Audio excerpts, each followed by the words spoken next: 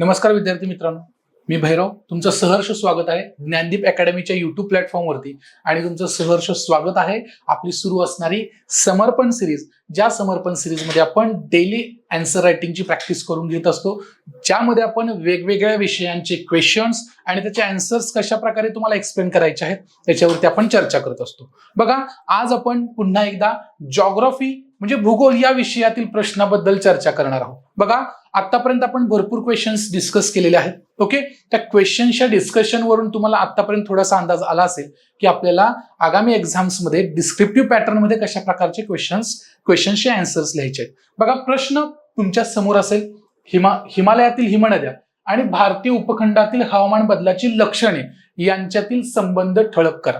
म्हणजे एकंदरीत काय आहे, हवामानशास्त्र असेल, नदी प्रणाली असेल. ओके, आणि बघा हे जे हवामान बदल आहे, ओके, या हवामान बदलावरती पण आपल्याला काय करायचं आहे, ओहापोह करायचं आहे. म्हणजे या प्रश्नाकडे जर पाहिलं तर आपल्याला मोजक्याच भाषेमध्ये काय लिहायचं आहे की एन्व्हायरमेंटल इफेक्ट कशा स्वरूपाचे असणार आहेत. ओके, आणि मानवी ऍक्टिव्हिटीज कशा स्वरूपाने या हवामान बदलांवरती कारणीभूत ठरणार आहेत, हे घटक आपल्याला लगेच क्लिक झालं पाहिजे. हा मुद्दा सगळ्यात महत्वाचा आहे, लक्षात घ्या. बघा, आता एकंदरीत या प्रश्नाच्या अनुषंगाने जर आपण पाहिलं तर याचा लोकस आणि फोकस आपल्याला लक्षात आला पाहिजे. याचा फोकस काय, एकंदरीत ज्या हिमालयातील हिमनद्या असतील आणि भारतीय उपखंडातील जे बदलतं हवामान आहे याचा आपल्याला काय करायचं, एक संदर्भ जोडायचा आहे आणि त्याच्यावरती आपल्याला मुद्दे ठळक करून लिहायचे आहेत. हा मुद्दा लक्षात आला पाहिजे. ठळक या शब्दाचा अर्थ काय असतो की आपल्याला जे महत्वाचे पॉइंट्स आहेत की जे इम्पॅक्ट करतायत हवामान बदलावर आणि हिमालयातील हिमनद्यांवरती. ओके, भारतातील जो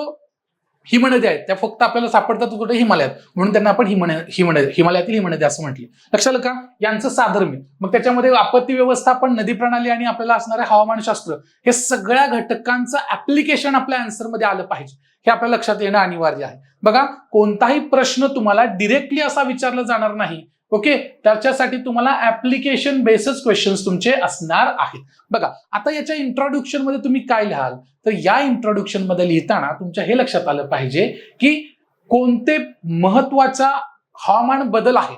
ओके, हवामान बदलचा सगळ्यात जास्त इम्पॅक्ट कोणत्या भागावर होतो हे तुमच्या लक्षात येणं अनिवार्य आहे. जसं की बघा, इथं काय दिलंय की हवामान बदलाचा सर्वाधिक नकारात्मक परिणाम हिमनद्यांवर झाला आहे. हे आपलं इंट्रोडक्शनचं पहिलं टायटल सुरुवातच असली पाहिजे की त्याच्यामध्ये आपण प्रश्नाला मान्यच करतोय की हा बाबा काही हवामान बदलाचे परिणाम आहेत जे हिमनद्यांवरती आपल्याला जाणवत आहेत, तेच आपल्याला लिहायचे आहे. त्यामुळे इंट्रोडक्शन मध्ये ते सेंटेन्स आपल्याला मान्यच करायचं आहे. लक्षात दे का, प्रश्नात जो विचारलाय तो प्रश्न एकदा व्यवस्थित रीड करून इंट्रोडक्शन मध्येच त्याची इंट्रोडक्शन मांडायची की हा हे अशा पद्धतीचं आहे. फॉर एक्झाम्पल, हवामान बदलाचा परिणाम कशावर होतो, हिमनद्यांवरती होतो, बर्फ जास्त वितळला जातो, हे तुम्ही लक्षात ठेवणं अनिवार्य आहे. बघा, याच हवामान बदलाच्या ह्याच्यामुळे काय होतं, जे बर्फाचं वितळण्याचं प्रमाण आहे ते कसं होतं रे, वेगानं वाढतंय. ओके, आणि त्याच्यामुळं हा जो भारतीय उपखंडातील हिमनद्यांचा वेग आहे वितळण्याचा, हा वेग सर्वाधिक असल्याचं तुम्हाला लक्षात येऊन जाणार आहे. बघा, आता हे झालं आपलं इंट्रोडक्शन.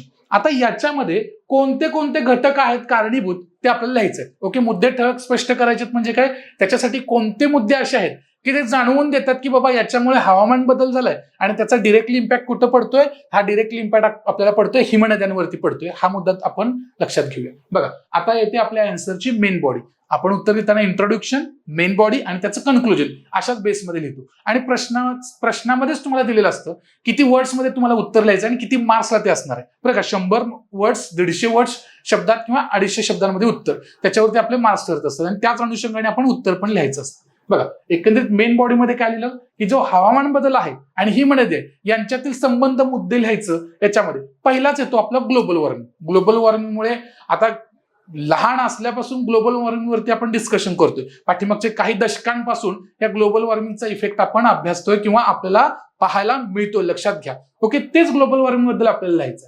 बघा, ग्लोबल वॉर्मिंग हे काय आहे, सध्या जे भारतीय उपखंडातील हवामान बदल आहे त्याच्यासाठी कारणीभूत ठरणारा सगळ्यात महत्वाचा किंवा प्रमुख घटक आहे, हे सुद्धा आपण त्याच्यामध्ये नमूद करूया.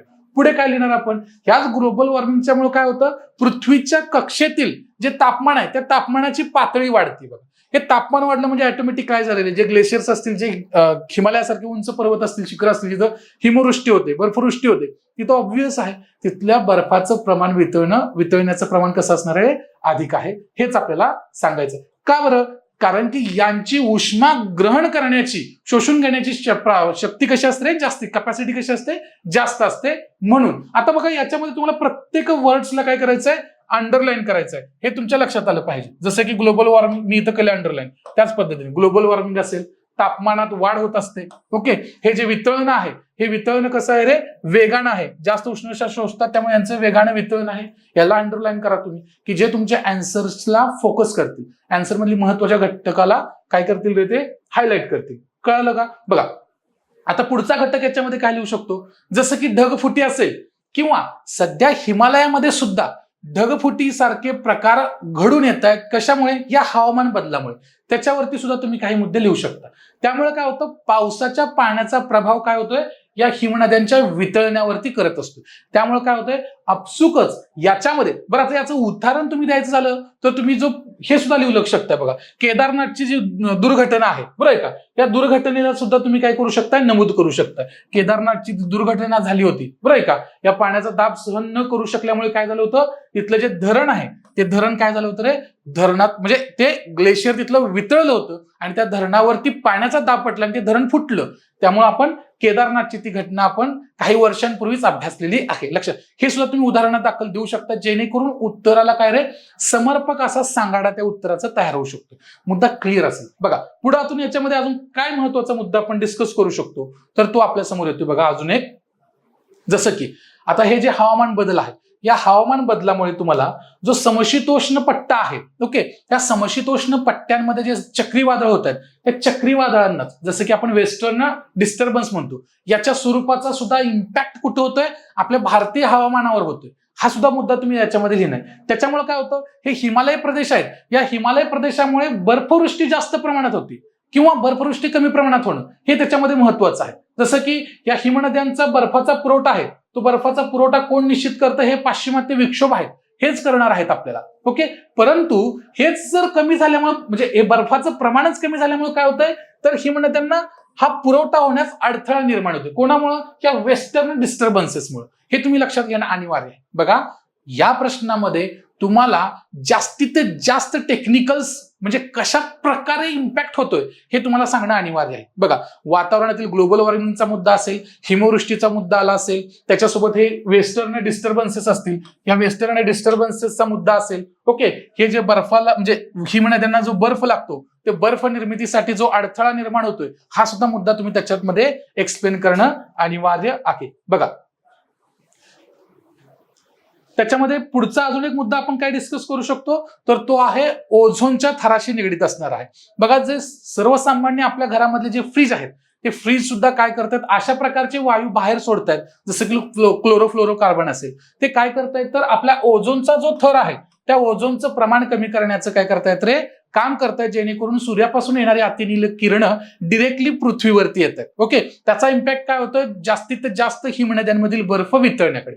लक्षात आलं का? एकंदरीत यावरून आपण हे लक्षात ठेवू शकतोय की कशा प्रकारे हे सर्व घटक काय करतायत, हिमनद्यांचं वितळणं याच्याशी संबंधित आहेत, हे आपल्या लक्षात येऊन जात आहे. बघा अशाच प्रकारचे सगळे मुद्दे तुम्हाला तुमच्या आन्सरमध्ये इत्थंभूत डिटेल्समध्ये एक्सप्लेन करायचे आहेत. आणि जाता जाता शेवटी तुम्हाला कन्क्लुजन मध्ये एक कमी शब्दांमध्ये तुम्हाला ते कन्क्लुजन मांडायचं आहे. कशा प्रकारे, की जे आपण वरती तुमच्या मेन बॉडीमध्ये आन्सरच्या डिस्कस करणार आहोत, त्या घटकांच्या आधारे आपण असं म्हणू शकतो की हिमालयन हिमनद्या आणि हवामानातील बदल यांचा संबंध आहे. याच हवामान बदलामुळे इथं आपण काय पाहतो रे, वेगवेगळ्या प्रकारच्या हिमनद्यांमधील बर्फ वितळणे असेल आणि याचाच इम्पॅक्ट कुठेतरी भूस्खलनाशी निगडीत सुद्धा असू शकतो, हे सुद्धा तुम्ही म्हणू शकताय. ओके, लक्षात येते. एकंदरीत ह्या प्रश्नाच्या अनुषंगाने ओके आपण आन्सर्स पाहिलं कशा प्रकारे लिहायचं आहे. बघा अशा स्वरूपाचं जर तुम्हाला डेली प्रॅक्टिस करायचं असेल तर ज्ञानदीप अकॅडमीचं युट्यूब चॅनल तुम्हाला फॉलो केलं नसेल तर फॉलो करा, सबस्क्राईब करा आणि शेअर करा. धन्यवाद.